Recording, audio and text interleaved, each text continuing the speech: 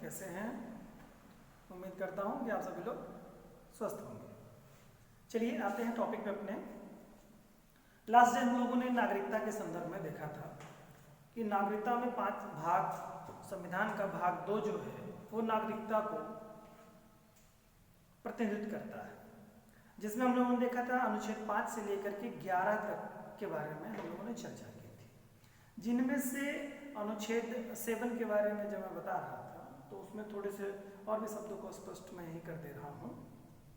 अनुच्छेद 7 जो कहता है वो कहता है कि प्रवर्जन के द्वारा भारतीय लोगों को नागरिकता देने के संदर्भ में या नागरिकता छीनने के संदर्भ में, उसमें एक तिथि है आपकी है अनुच्छेद 7 में के तहत कि 1 मार्च 1947 से पहले कोई क्षेत्र जो भारतीय था और पाकिस्तान हो गया। देखिए ये तिथि इस नाते इंपॉर्टेंट है क्योंकि भारत पाकिस्तान का जो बाउंड्री लाइन, जो सीमा रेखा निर्धारित की गई थी वो इसी तिथि के को की गई थी। तो इसके पहले के जो लोग हैं, यानी कि मान लो कोई सीमा रेखा खींची जा रही है कहीं पे, वो आज भारत में है लेकिन सीमा रेखा खींच दी गई, यानी कि जब यहीं से वो आगे का हिस्सा पाकिस्तान होगा तो वहाँ के सारे नागरिक कहाँ पे हो जाएंगे? पाकिस्तानी नागरिक हो जाएंगे। क्लियर? तो यहाँ पर है ये अनुच्छेद 7 कह रहा है प्रवचन द्वारा नागरिकों की जो एक तरह से कहिए कि नागरिकता छीन ली जाती है, तो उसको कैसे नागरिकता, फिर वो नागरिक कैसे अगर आना चाहते हैं भारत में तो कैसे नागरिकता को प्राप्त करेंगे, है ना? तो इसको थोड़ा समझने की जरूरत है कि मतलब इसमें बताई गई बात है। तो उसमें यही है कि 1 मार्च 1947 से पहले जो भारतीय क्षेत्र था पाकिस्तान के गठन के मतलब वो जो क्षेत्र है वो पाकिस्तान के गठन के समय पाकिस्तान का जो क्षेत्र हो गया, वे भारतीय वो नागरिक अगर भारत में आना चाहते हैं तो उनको नागरिकता जो है, उनकी नागरिकता का जो प्रावधान किया जाएगा उनको इस तरह से ट्रीट किया जाएगा, उन लोगों को ऐसे उनके साथ व्यवहार किया जाएगा कि जो 19 जुलाई 1948 की जो एक डेट आपको मैंने बताई थी लास्ट वीडियो में, उसमें ये डेट थी कि उस दिन के बाद से भारतीय लोग आएंगे, भारतीय लोग पाकिस्तान जा सकते हैं परमिशन लेकर के, पाकिस्तानी लोग भारत में आवागमन की एक तरह से कहिए दोनों के कंट्री के मध्य में आवागमन स्टार्ट जो हुआ था वो इसी डेट में हुआ था। ठीक है, क्या होता था उसमें लोग आते और जाते थे एक दूसरे के यहाँ, समझिए उनकी बात को।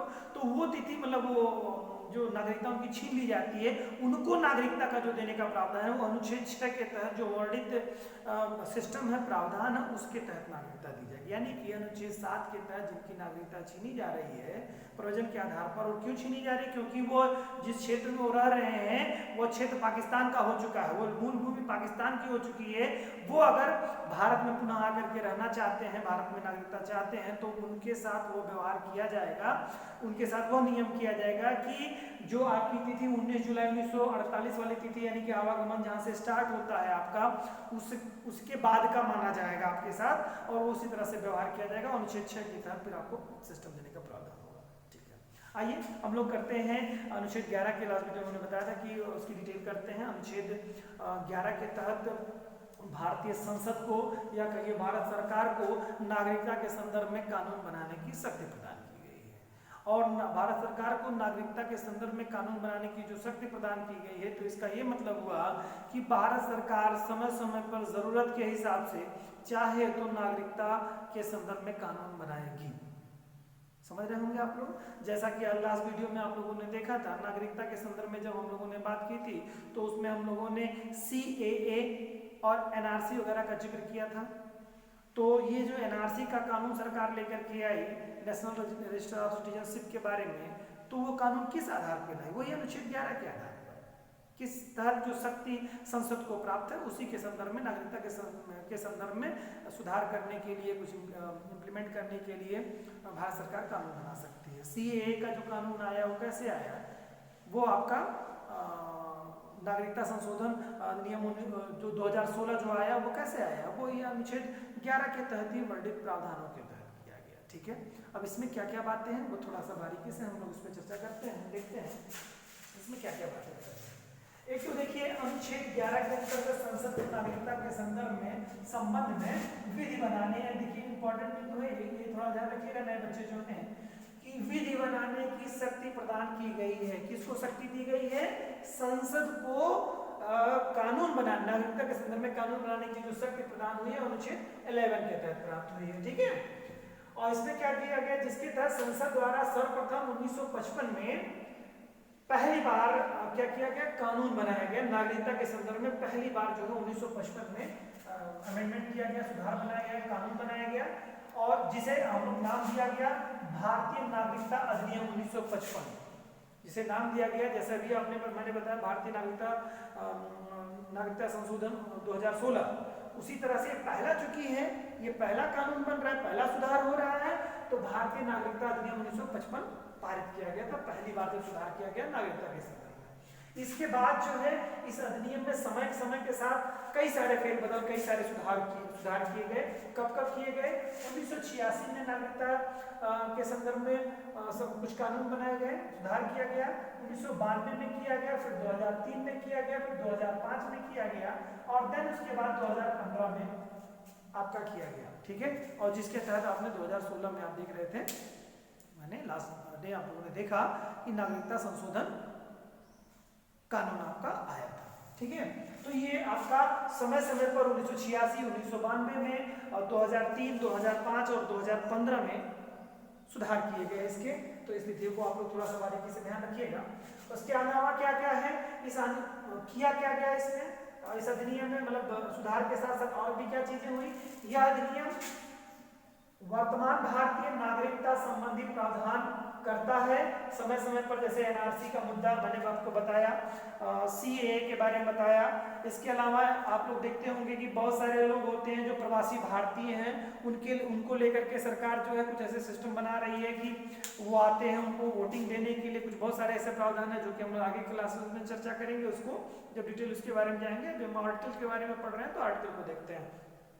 तो भारत की नागरिकता के देने के बारे में उनको प्राप्त सिस्टम है, या उनको आवागमन प्रवासियों के लिए, भारतीयों के लिए आसान बनाया गया। जैसे जानते हैं 9 जनवरी को आप हमेशा देखते हैं कि प्रत्येक वर्ष जो है इस तरह से प्रवासी भारतीय दिवस के रूप में मनाया जाता है, क्योंकि उसी दिन अफ्रीका से महात्मा गांधी भारत आए थे, तो उस प्रवासियों को भारत में आने के लिए मोटिवेट किया जाता है, वो आए और भारत की उनको एक एहसास दिलाना, उनकी टेक्नोलॉजी, उनके ज्ञान, उनके योगदान को भारत के लिए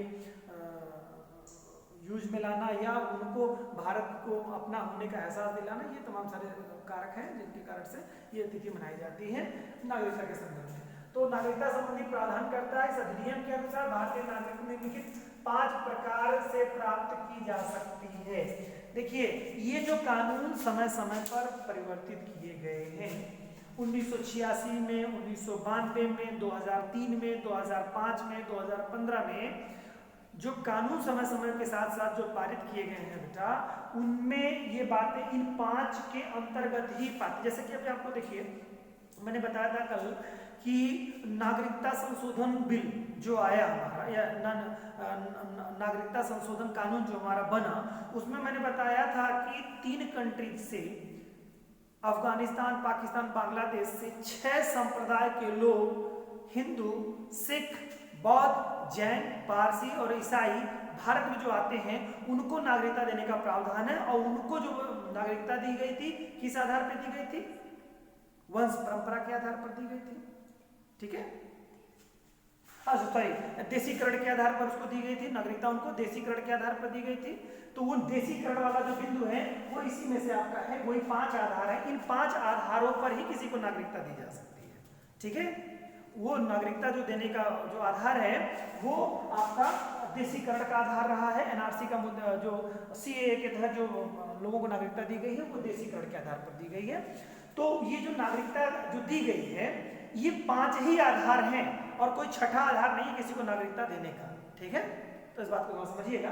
अब ये 5 आधार कौन कौन से हैं, इनकी विशेष डिटेल हम लोग देखते हैं, अच्छी तरीके से समझते हैं कि 5। एक तो देखिए 5 आधार कौन कौन से हैं, थोड़ा संक्षेप में पहले जान देते हैं कि जन्म से, यानी कि वो बाई बर्थ यहाँ रहा हो, तो बाई बर्थ में कुछ कंडीशंस लगी हुई हैं, वो आगे चल करके भी हम लोग इसकी डिटेल करेंगे, क्योंकि विशेष चर्चा करेंगे।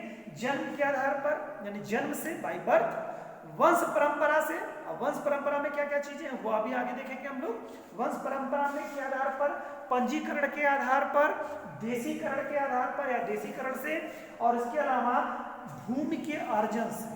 भारत सरकार के भूमि के अर्जन से। तो 5 माध्यम हैं कि किसी व्यक्ति को भारत की नागरिकता प्राप्त करने अगर देना कोई भारत सरकार चाहती है तो उन 5 माध्यमों से ही भारत सरकार किसी को नागरिकता दे सकती है, ठीक है।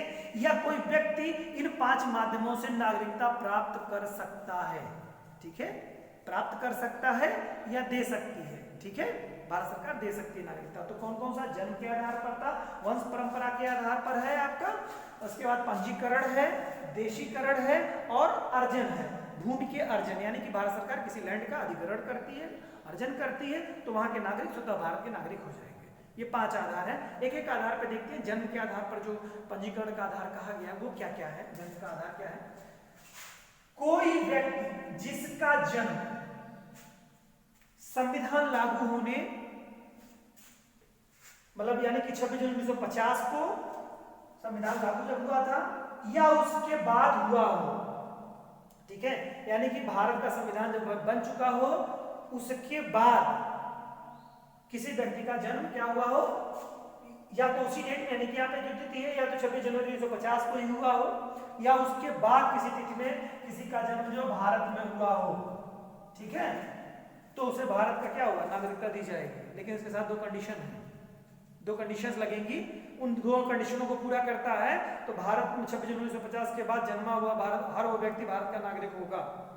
कंडीशन क्या है? पहले कंडीशन है विदेशी राजनयिक को भारत में जन्मे बच्चे, किंतु उसे 2 इसमें मतलब जो सॉरी देखिए इसमें आपका ये समझना है कि 2 इसमें से अपवाद होंगे, मतलब सभी को तो नागरिकता दी जाएगी लेकिन इसमें 2 अपवाद होंगे। जैसे कहते हैं ना भारत सरकार क्या करती है कि या ऐसे कहिए इसको कि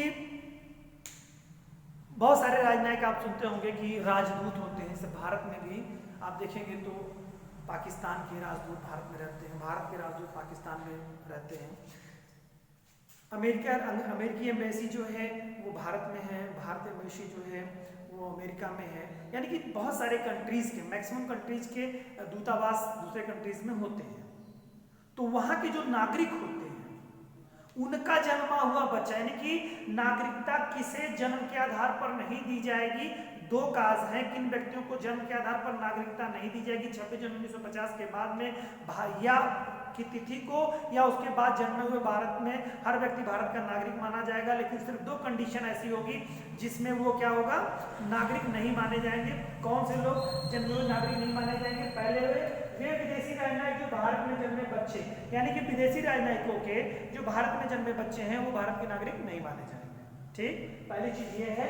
दूसरा, सत्र के अधीन किसी भूभाग में जन्मे उसके बच्चे को जन्म से भारतीय नागरिकता नहीं प्राप्त है। मतलब समझ रहे हैं इसको? यानी कि कोई भारतीय क्षेत्र है लेकिन उस पर भारत सरकार का वर्तमान समय में अधिकार नहीं है, जैसे पीओके पाक ऑक्युपाइड कश्मीर, तो वहां का कोई नागरिक अगर है जन्मा हुआ है तो उसको भी भारत की नागरिकता नहीं दी जाएगी। समझ गए होंगे आप लोगों को? तो 26 जनवरी 1950 की तिथि को या उसके बाद जन्मा हुआ हर वो व्यक्ति भारत का नागरिक होने का हकदार है, बशर्ते कि वो क्या हो कि यहाँ पर वो इन 2 कंडीशंस को मतलब अपवाद की स्थिति ना हो। तो सारे लोग, एक तो राजनयिकों के बच्चों को नहीं माना जाएगा, दूसरा भारत का वह हिस्सा जिसपे विदेशियों का अधिकार है वहां पे जन्मे हुए बच्चे को भी भारत की नागरिकता नहीं प्रदान की जाएगी, ठीक है। इसके साथ साथ क्या है, ये कंडीशन इसमें क्या बनी हुई थी इसको देखते हैं थोड़ा सा।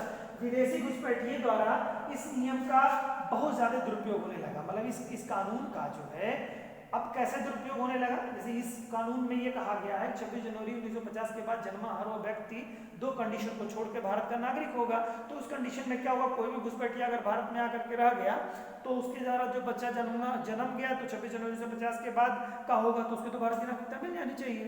तो इस जो कानून में थोड़ा एक तरह से कि जो सॉफ्टनेस थी उसको हार्ड बनाने का प्रयास किया गया सरकार ने समय के साथ किया। वो क्या किया है वो थोड़ा देखते हैं। इसमें विदेशी घुसपैठियों द्वारा इस नियम का बहुत दुरुपयोग किया गया। इसी कारण से इस अधिनियम को 1986 में सुधार करते हुए वर्तमान समय में व्यक्ति के जन्म के समय माता या पिता में से किसी एक व्यक्ति को भारत का नागरिक होना आवश्यक कर दिया गया है। क्या बात है? मैंने बताया आपको कि भारत सरकार का ये जो कानून है, इसमें ये मूल कानून में ये है कि 26 जनवरी 1950 को या उसके बाद जन्मा हुआ प्रत्येक व्यक्ति भारत का नागरिक होगा।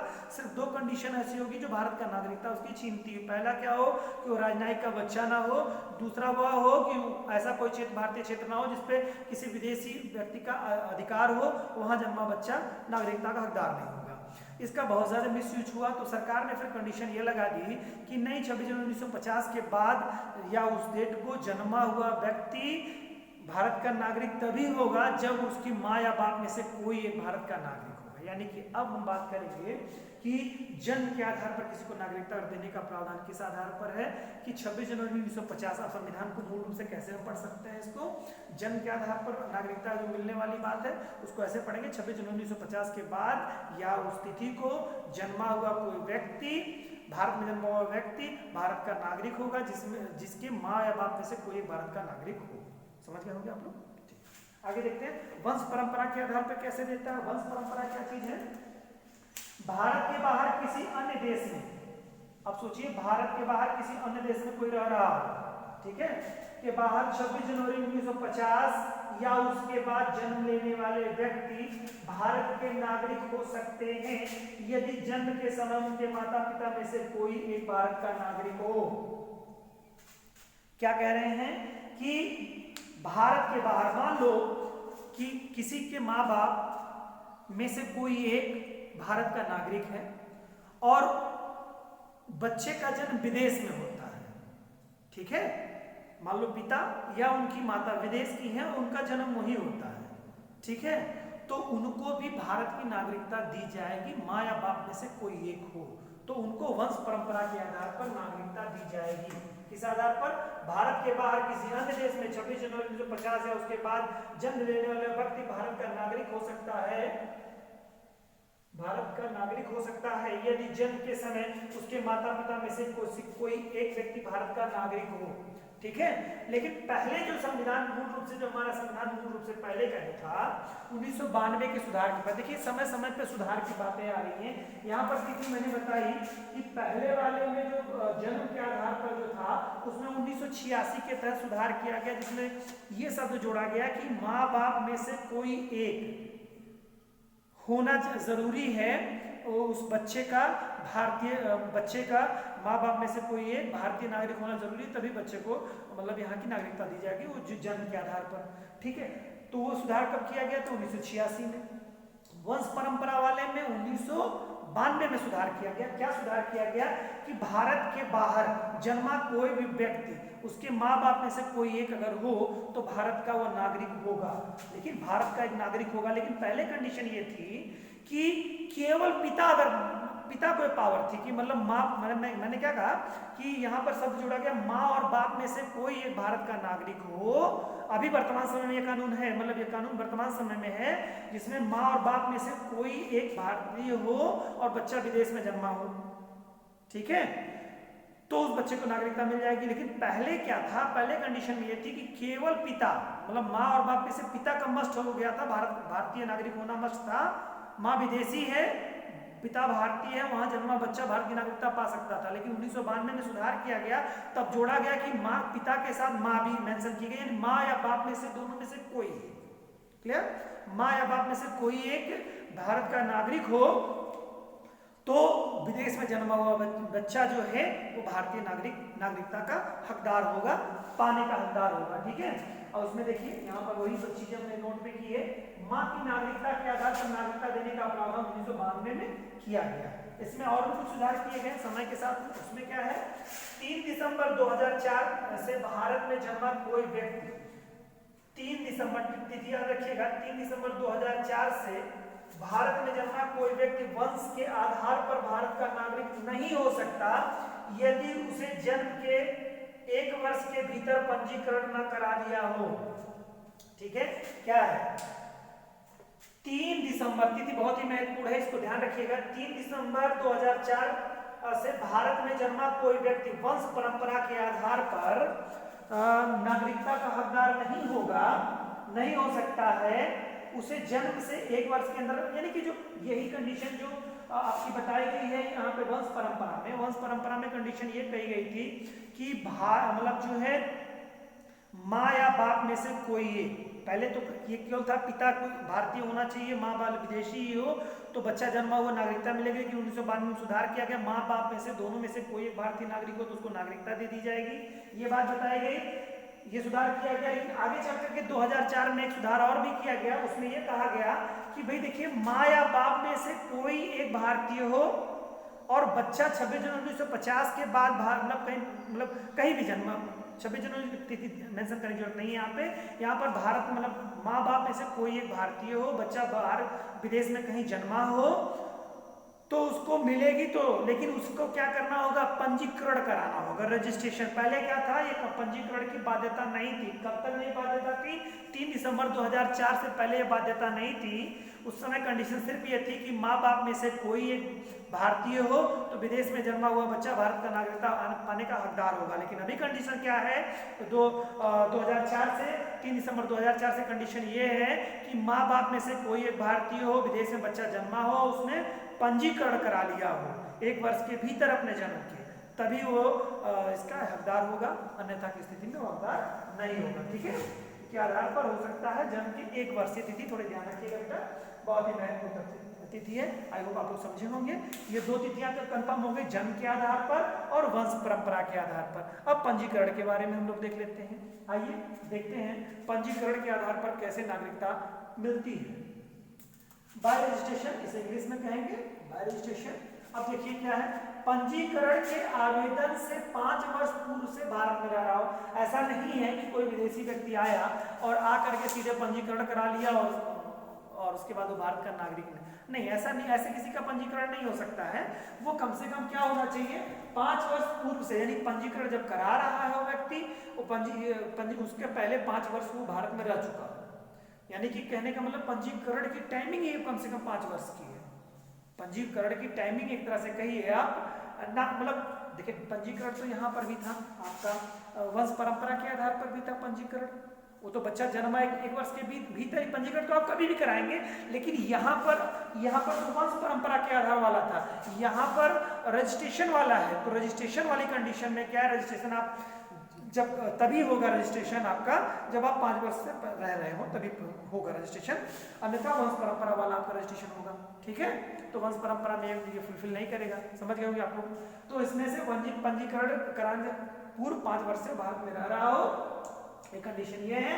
दूसरी बात इसमें क्या है, ऐसा व्यक्ति जिसका जन्म भारत में हुआ हो किंतु भारत के बाहर किसी अन्य देश में निवास कर रहा हो। ठीक है, जन्म तो भारत में हुआ हो लेकिन भारत में निवास कर रहा हो, वह भी पंजीकरण से अपना करा सकता है, रजिस्ट्रेशन करा के रह सकता है। ऐसी विदेशी महिला जो किसी भारतीय से विवाह कर चुकी हो या करने वाली हो तो वो भी रजिस्ट्रेशन करा सकती है कि भाई हमको मतलब इस व्यक्ति से, इस भारतीय व्यक्ति से विवाह करना है, शादी करनी है, मुझे रहना है, तो वो अपना पंजीकरण करा सकती है। यानी कि मान लो एक तरह से कोई विदेशी महिला भारतीय पुरुष से विवाह कर लेती है और बाई वीजा वो भारत में रह रही है, तो 5 साल बाद वो रजिस्ट्रेशन करा करके मतलब नागरिकता प्राप्त कर सकती हैं कि हमारे पति हैं, हम यहाँ रहते हैं, तो हमको ये नागरिकता इस आधार पर दिया जाए। समझ गए होंगे आप लोग। तो ये कंडीशन हुई, 5 वर्ष वाली कंडीशन सबके साथ मेंशन होगी, ये बात आप ध्यान रखिएगा। आगे है, राष्ट्रमंडल के देशों में से के ऐसे नागरिकों को जो भारत में रहते हैं या भारत की नौकरी करते हैं। अब राष्ट्रमंडल में कॉमनवेल्थ कंट्रीज के जो भी देश हैं जो कभी ब्रिटेन के गुलाम रहे हैं, वो सब आज़ाद होने के बाद राष्ट्रमंडल के कंट्रीज कहलाते हैं वो। ठीक है, तो वो जो राष्ट्रमंडल के जो देश के जो नागरिक हैं, अगर वो भारत में क्या कर रहे हैं, भारत ऐसा व्यक्ति जो नागरिक जो भारत में रहते हैं, यानी कि कोई ऐसा राष्ट्रमंडल कंट्री का, जितनी भी कंट्री उनका कोई नागरिक भारत में आकर के रहता हो, तो रहेगा क्या, मतलब नौकरी करेगा तभी तो रहेगा। कोई जॉब कर रहा है, कोई प्रोफेशन में है, वो रह रहा है, ठीक है, भारत सरकार में नौकरी कर रहा है, ठीक है, तो वो फिर इसका भी हकदार है। वो भी 5 साल अगर सेवा दे रहा है तो वो उसके लिए रजिस्ट्रेशन करा सकता है कि साहब हमको पंजीकरण के माध्यम से भारत की नागरिकता दी। यानी कि राष्ट्रमंडल कंट्रीज के नागरिकों को भी नागरिकता देने का प्रावधान है, बशर्ते वो राष्ट्रमंडल के कंट्री की जो व्यक्ति है वो भारत में सरकारी सेवा में हो, किसी जॉब में हो, और तो उस आधार पर उसको नागरिकता का देने का भारत सरकार सिस्टम बनाए हुए हैं, उस आधार पर उसको नागरिकता प्रदान की जाती है। ये पंजीकरण का आधार था, पंजीकरण के आधार पर आपको नागरिकता देने की बात है। आगे है बेटा देशीकरण से। देशीकरण में क्या है, बहुत ही महत्वपूर्ण है, इसी के आधार पर ही मैंने बताया आपको कि सिटीजनशिप अमेंडमेंट एक्ट जो आपका बनाया है, वो जो नागरिकता दी जाती है वो इसी के आधार पर दी जा रही है। अभी हम लोगों ने चर्चा की थी, इसमें क्या था, वयस्क कोई विदेशी व्यक्ति, ध्यान रखिएगा, वयस्क कोई विदेशी व्यक्ति यानी जिसकी 18 साल उम्र पूरी हो चुकी हो, अपने देश की नागरिकता का परित्याग करके, यानी कि उसने जिस कंट्री का रहने वाला हो उसकी मेंबरशिप उसने त्याग दी हो, ध्यान से सब सुनिएगा, त्याग करके भारत सरकार को इसकी सूचना दिया हो, यानी कि त्यागा है तो उसकी सूचना भारत सरकार को उसने दे दी हो, ठीक है। वह वयस्क व्यक्ति होना चाहिए और अपने जिस कंट्री का रहने वाला उसकी नागरिकता का त्याग कर चुका हो और त्याग करने की सूचना भारत सरकार को दे चुका हो, दे दिया हो, भारतीय नागरिकता के आवेदन के पूर्व, साथ में जुड़ेगा और शब्द यहाँ पे, और भारतीय नागरिकता के आवेदन के पूर्व कम से कम 1 वर्ष से भारत में लगातार रह रहा हो, यानी कि 1 साल में वो आया गया ना हो, लगातार कंटिन्यूअसली भारत में एस्टेब्लिश रह रहा हो, ये सब ध्यान रखिएगा, कम से कम 1 वर्ष से लगातार भारत में रह रहा हो। इसके साथ ही साथ 1 वर्ष से पूर्व कुल मिलाकर 7 वर्ष भारत में रह चुका हो। अब इसको टोटल एग्रीगेट करके देखते हैं, क्या इसमें कहने की कोशिश है कि कोई वयस्क व्यक्ति जो विदेशी हो, वहां की नागरिकता का उसने परित्याग कर दिया हो, उसने भारत सरकार को इसकी सूचना दे दी हो और साथ ही साथ भारतीय नागरिकता आवेदन करने से पूर्व, यानी कि इसमें आप ऐसे समझिएगा कि वो रजिस्ट्रेशन कराने से पहले 1 वर्ष से रह रहा हो, ठीक है, और कुल मिला के वो 7 वर्ष की अवधि पूरी कर चुका हो तो भारत का नागरिक होगा। फिर से एक बार देखिए, कोई वयस्क व्यक्ति, विदेशी वयस्क व्यक्ति जो अपने देश की नागरिकता का परित्याग कर दिया हो और वो सूचना भारत सरकार को दे दिया हो, लगातार 1 वर्षों से भारत में रह रहा हो, कहीं गया ना हो, 1 साल से लगातार भारत में रह रहा हो, और रजिस्ट्रेशन कराने से पहले, मतलब जो रजिस्ट्रेशन करा रहा है उसके 1 साल पहले से कंटिन्यूअसली, मतलब वो समय उसका 1 साल पूरा हो गया हो और कुल उसके रहने की जो अवधि है भारत में आने के रहने की अवधि वो 7 वर्ष पूरी हो गई हो, तो वो क्या कर सकता है, देशीकरण के द्वारा नागरिकता प्राप्त कर सकता है। यही जो कंडीशन बताई गई है, इस कंडीशन में थोड़ा सा भी देखिएगा, इसमें 22, उसमें कंडीशन और भी है, उसमें 22 भाषाओं में से किसी एक भाषा का अच्छा जानकार भी होना चाहिए, उसको एक अच्छी भाषा आने भी चाहिए, समझ रहे हैं ना। तो ये कंडीशन देखिए, कुल मिला के आपका क्या 7 वर्ष ले रहा है, लेकिन जो CAA किया गया है उसमें यही 7 साल को कम कर दिया गया है, यही समय सीमा कम कर दी गई, बस इतना सा ही अंतर किया गया है, तो बहुत विशेष परिवर्तन नहीं किया गया है, उसकी नागरिकता इसी देशीकरण के आधार पर ही दी जा रही है, समझ रहे हैं बात को। और उसके लिए देखिए, वैसे भी अगर देखा जाए, आप व्यवहारिकता थोड़ी समझिए, इसमें हो हल्ला मचाने की कोई जरूरत ही नहीं थी। कारण क्या है, उसने भारत सरकार ने क्या कहा है, ये कानून कब लाया, 2016 में, ठीक है, बनते बनाते इसकी इम्प्लीमेंट होते होते आपने 19 तक आप इसकी कंडीशन देख ही रहे थे, 18-19 तक की कंडीशन आ गई, 19 तक लगभग मान लीजिए कंडीशन बनाई गई थी कि वे लोग जो 31 दिसंबर जो है 2014 से पहले भारत में आ चुके हों, उन्हीं को ये मिलेगा फायदा। ये जो 3 कंट्रीज हैं और 6 संप्रदाय के लोग, तो वैसे ही भाई 6-7 साल पूरा हो गया उनका उम्र, तो उसमें कुछ शोर मचाने की कुछ विशेष जरूरत नहीं थी मेरे ख्याल से, क्योंकि ड्यूरेशन काफी हद तक तो कंप्लीट कर चुके हैं ना वो। भाई यहाँ पर आप कंडीशन देखिए, देशीकरण वाली कंडीशन तो काफी हद तक यहाँ पे पूरी हो रही है ना, तो 2014 से पहले वो भारत के नागरिक रहे। अब 14 का पहले मतलब ऐसा तो है नहीं कि सारे लोग दिसंबर में ही आके 31 दिसंबर से पहले ही आके घुस गए होंगे, डेफिनेटली उसके पहले रह रहे होंगे, तो वो 7 साल 8 साल वैसे ही मानक पूरे किए गए। यानी कि कहने का मतलब भारत सरकार का ये जो कानून है सिर्फ उन्हीं के लिए जो लंबे वर्षों से आकर के भारत में रह रहे हैं, लेकिन उनको नागरिकता अभी भी इन 5 में से किसी एक माध्यम से नहीं दी जा सकती थी। तो भारत सरकार ने उसको आसान किया, केवल वंश देशीकरण वाली व्यवस्था को थोड़ा इजी बना दिया CAA के माध्यम से, और कुछ भी नहीं किया। इसको आप समझिए, उसको कुछ भी नहीं किया, थोड़ा सहज कर दिया कि उनको नागरिकता आसानी से प्राप्त हो सके। चूंकि कंपलसरी कर दिया कि उनको नागरिकता दे दी जाएगी, तो उसमें जो मतलब एक तरह से कहिए नागरिकता देने वाले जो कार्यालय हैं उनको एक तरह से कहिए कि जो हीला हवाली करते हैं, जो फंसाते हैं, वो आसान कर दिया। और कुछ विशेष बहुत बड़ा परिवर्तन ऐसा नहीं कि जिसके लिए कोई क्रांति की जाए, ऐसा कोई परिवर्तन इस कानून में नहीं है। ठीक है, तो ये चीजें रही हैं। और उसमें से मैंने बताया 22 भाषाओं में से कोई एक अच्छी भाषा का मतलब एक भाषा का अच्छा नॉलेज है। 22 भाषाएं आपके पास है, 22 भाषाओं से कोई एक भाषा आपको आनी चाहिए। चलिए इसके बाद भूमि के अर्जन के बारे में देखते हैं। भूमि का अर्जन, अब भारत सरकार का कोई जमीन है भाई, उसका अधिग्रहण कर ले। जैसे अभी आपने देखा कि बांग्लादेश से भारत सरकार ने कुछ लैंड दी और बदले में कुछ लैंड ली। तो जब लैंड ली तो लैंड के में जो जनसंख्या रहती होगी वो भी भारत के नागरिक हो जाएंगे, होने जाएंगे। तो वो अर्जन वाली जो स्थिति है, भारत सरकार किसी भूमि का अर्जन करती है, चाहे वो युद्ध के द्वारा चाहे किसी समझौते के द्वारा, अगर किसी लैंड का अर्जन करती है बेटा, तो उस अर्जन के आधार पर वहाँ के जो नागरिक आएंगे वो भारत के नागरिक तुरंत कहे जाएंगे। ये सीधी सी बात, इतनी सी इसमें बात है। बांग्लादेश के बारे में आपने देखा, जो हिस्सा बांग्लादेश देश को दे दिया गया भारत का, वो नागरिक बांग्लादेश के हो गए। अगर वो जाना चाहे बांग्लादेश में, अगर वो भारत में आना चाहे तो भारत सरकार तो उनको अपने और वहां से हटा करके अपने यहाँ विस्थापित कर लेगी। और बांग्लादेश के वे लोग जो कि बांग्लादेश छोड़ करके भारत में आना चाहते थे तो भारत सरकार ने उनको एक्सेप्ट कर लिया होगा, और नहीं आना चाहते तो बांग्लादेश चले।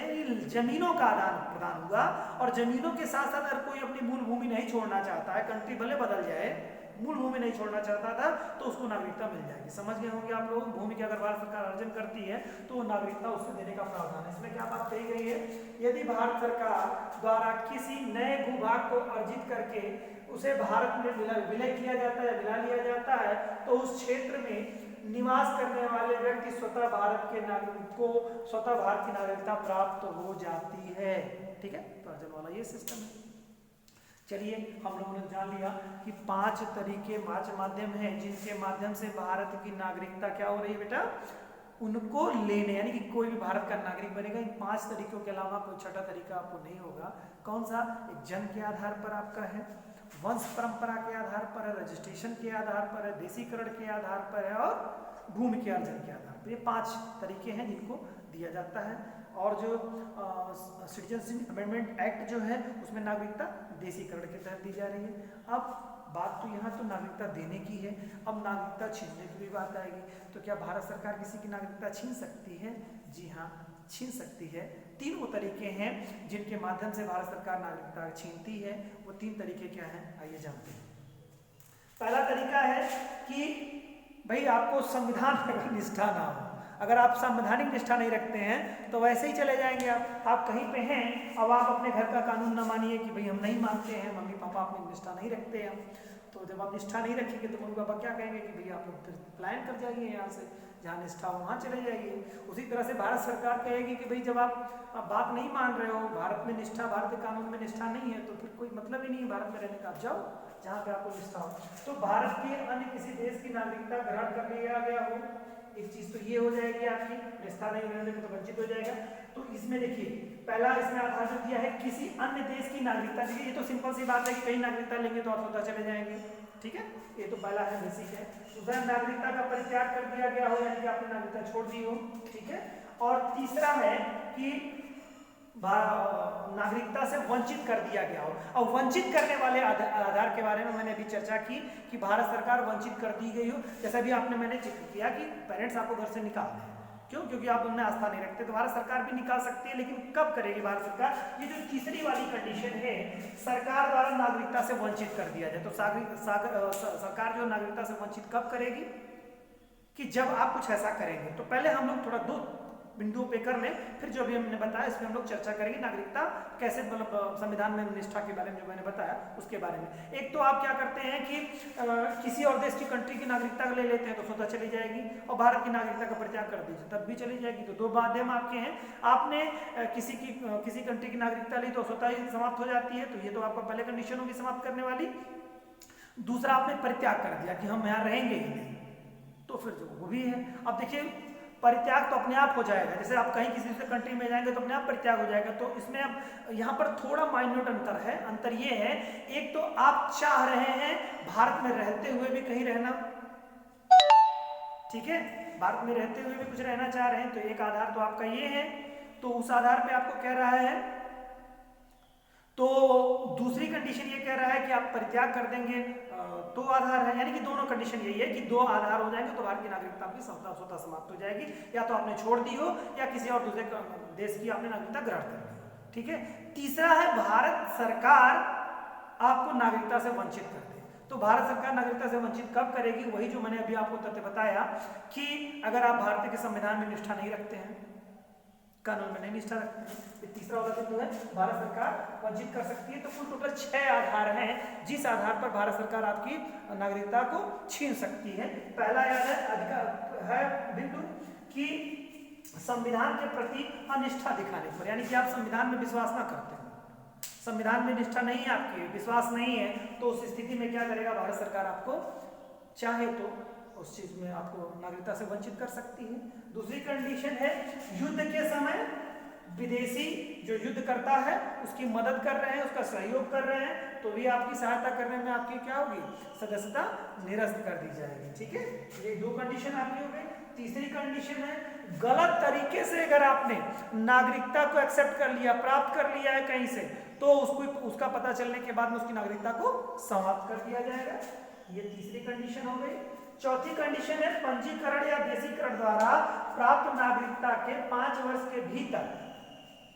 देखिए दो बिंदु आप ध्यान रखिएगा, एक तो पंजीकरण है, दूसरा देशीकरण के तहत अगर किसी व्यक्ति को नागरिकता मिली है, ठीक है, पंजीकरण या देशीकरण, ध्यान रहे आपको, न कि इसमें जन्म से वंश परंपरा और भूमि के अर्जन को नहीं कह रहा है, कह रहा है पंजीकरण और देशीकरण के आधार पर अगर किसी व्यक्ति को सदस्यता, भारतीय सदस्यता मिली है और सदस्यता मिले हुए उसे 5 वर्ष के भीतर किसी जिस देश का वो रहने वाला व्यक्ति रहा हो उसमें चल रहे कोई मुकदमे में उसको 2 वर्ष की अगर सजा मिल गई हो तो उसकी सदस्यता समाप्त कर दी जाएगी। ये बात कही गई, यहाँ पर यही लिखा गया है, पंजीकरण या देशीकरण द्वारा प्राप्त नागरिक के 5 वर्ष के भीतर अन्य देश द्वारा, किसी अन्य देश द्वारा मतलब यानी कि आप उसका जो मूल देश पहले से रहा हो या कोई और देश भी आप उसमें मेंशन कर सकते हैं, किसी भी देश में किसी विदेशी न्यायालय के द्वारा उसको 2 वर्ष की सजा का दंडित कर दी गई हो, सजा पा गया हो,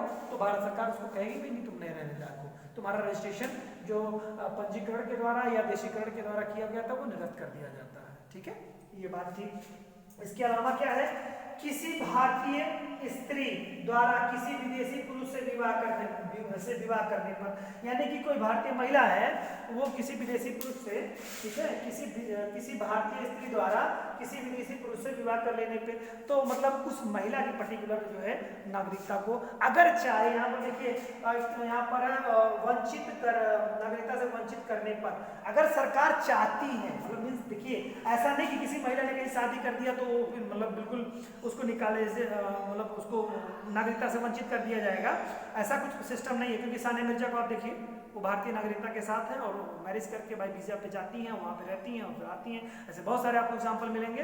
तो उसमें से ऐसा नहीं, ये चाहे तो सरकार चाहे तो छीनने की बात हो रही है। यहाँ पे बात की गई 3 कंडीशन की, इन 3 कंडीशन में से छीनने वाली बात भारत सरकार चाहे तो छीन सकती है, ठीक है, तो ये चीज है। इसके बाद में अगर कोई व्यक्ति, अगला कंडीशन ये है कि अगर कोई व्यक्ति 7 वर्ष से लगातार बाहर रह रहा हो, विदेश में रह रहा हो, भारत में आया ही ना हो, ठीक है, तो भारत सरकार चाहे तो उसकी नागरिकता छीन सकती है। ये कुछ मतलब 6 बिंदु थे जिसके माध्यम से भारत सरकार नागरिकता छीन सकती है। तो 3 आधार आपके मिले, एक तो आप किसी विदेशी किसी अन्य कंट्री की सदस्यता ले लेते हैं तो आपकी नागरिकता हो जाएगी, मतलब समाप्त हो जाएगी। दूसरा ये है कि यदि आपने भारत की नागरिकता का परित्याग किया तो भी आपकी नागरिकता समाप्त हो जाएगी। और तीसरी कंडीशन आपकी ये है कि ये जो भारत सरकार इन 6 आधारों पर आपकी नागरिकता को से वंचित कर सकती है। 6 आधारों में फिर से मैं एक बार रिविजन कर दे रहा हूँ, ये संविधान के प्रति आपकी निष्ठा नहीं है तो आप भारत के नागरिक बनने के हकदार नहीं है। युद्ध के समय अगर विदेशी लोगों की आप मदद कर देते हैं तो फिर आप उसके हकदार नहीं है, भारत के रहने में आपकी सदस्यता छीनी जा सकती है। गलत तरीके से अगर आपने सदस्यता ग्रहण की है भारत की तो वो भी चली जाएगी। और उसके अलावा पंजीकरण और देशीकरण के माध्यम से अगर आपने सदस्यता प्राप्त की है और 5 वर्ष के अंदर किसी अन्य देश के न्यायालय के द्वारा 2 वर्ष का दंड आपको मिल जाता है तो भी आपकी नागरिकता समाप्त की जा सकती है। किसी भारतीय महिला ने अगर किसी विदेशी पुरुष से विवाह कर लिया तो चाहे भारत सरकार तो नागरिकता उसकी छीन सकती है। इसके अलावा लगातार कोई व्यक्ति 7 वर्षों तक भारत से बाहर रह रहा है तो उसकी नागरिकता समाप्त हो जाएगी। तो ये कुछ नागरिकता के संदर्भ में इंपॉर्टेंट बातें थी। उम्मीद करता हूँ कि एपी और मेंस दोनों के दृष्टिकोण से आपको बहुत अच्छे से समझ में आया होगा। ये दोनों दृष्टिकोण से आपको बहुत ही उपयोगी आपका ये टॉपिक है। तो आज हम लोगों का नागरिकता का दूसरा वीडियो भी समाप्त हो गया और इस तरह से हम लोग नागरिकता कंप्लीट कर चुके हैं। तो अब हम लोग के 4 टॉपिक कंप्लीट हो चुके हैं, लगभग 4 वीडियोस हो चुके हैं, 3 टॉपिक कंप्लीट हो चुके हैं। उद्देशिका हमारी हो गई और संग्रह क्षेत्र हो गया, इसके बाद नागरिकता हमारी हो गई। कल से हम लोग नेक्स्ट वीडियो में फंडामेंटल राइट के बारे में, मौलिक अधिकारों के बारे में हम लोग देखेंगे। आगे के सारे सेगमेंट बहुत ही महत्वपूर्ण हैं, देखते हैं अच्छे से इसको